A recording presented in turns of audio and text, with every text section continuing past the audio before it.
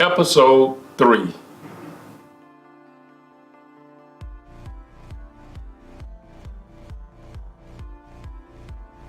And once again, we welcome you to 4,000 years of Black biblical heritage. And as I promised on last week, we're going to talk about the color of blackness, and where there's no curse anywhere in the Bible where a person was cursed black. The curse was always cursed white with leprosy. So back then, most of the people in the Bible were black. And the word Ham and Hamites and Hittite, Amorites, all those ites and bites were black people. And they controlled the entire world at that time. And I guess you say, well, how can you prove this? Well, if you go back to Moses when he was confronted with God, and God told Moses to put his hand into his bosom and to remove his hand, and his hand had turned to a leprous white. So God told Moses to put his hands or arm back into his bosom and remove it again, and it turned back to the original color. So the original color had to be something other than white. Well, you know, we sang the song, Jesus loved the little children of the world, red and yellow, black and white, all the precious in his sight. Well, I'd never seen a yellow person unless he was sick with jaundice. But most of the people are black or either white. And if you go back to 2 Kings, when Naaman was dipped in Gehazi's leprosy, this is where a lot of people said that the white race came from. Now, we know that Japheth was white. Now, we don't know if he was cursed or not, but 2 Kings says that Naaman was dipped in Gehazi's leprosy, and all of his children came out white as snow. So this is based on the Bible where the white race came from. Black is a divine color. You have never seen a president of a college give a commencement speech in a white robe. It's always a black robe. You have never seen the president of the United States in a white limousine. He's in a black limousine. So the reason black is important because God himself presented himself in thick darkness. He came in dark clouds, and he had all power in his hand, all omnipotence. He's all powerful. So he came in the form of darkness, which was power. We have been taught that black represents death or is a curse. Well, black does not represent death. It's a pale horse that represents death. If you go to Revelation, and you find out that a pale horse or a white horse represents death, not the black horse.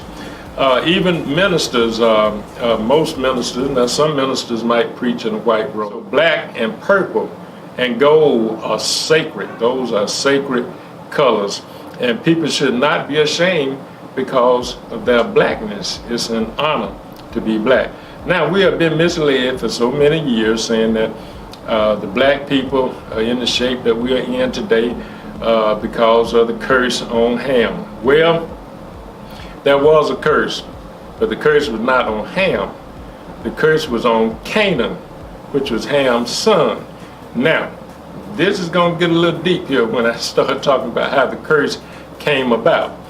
Noah had been out in the vineyards, and he had gotten drunk off of wine.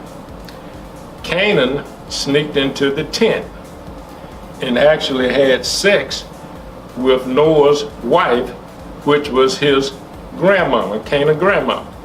Ham walked in and saw his father's nakedness, and he turned his back and he covered his father's nakedness. Now, what does that mean? His father nakedness? That does not mean that Ham saw Noah naked. It means that Ham saw Noah's wife naked, who was Ham's mother. So when he turned his back and covered her, he covered the nakedness of his grandmother. You see, he covered Ham's nakedness, so we automatically think that Ham was naked. And then a lot of people came out and said there was a lot of homosexuality going on between Ham and Noah. That's not true. Ham saw Noah was drunk.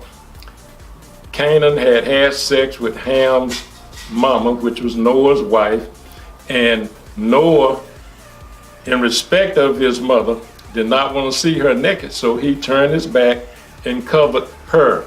So by covering her, that means that he covered Ham's nakedness because she belonged to Ham. So we must, there's a book out called the 1993 Trial on the Curse of Ham. And all of this is backed up scripturally. Most of you, a lot of you know Pastor Varner Webb, who used to be at the West Side Church of Christ. He and I used to go over all over the state of Alabama during the trial of Ham. It only takes 3 people.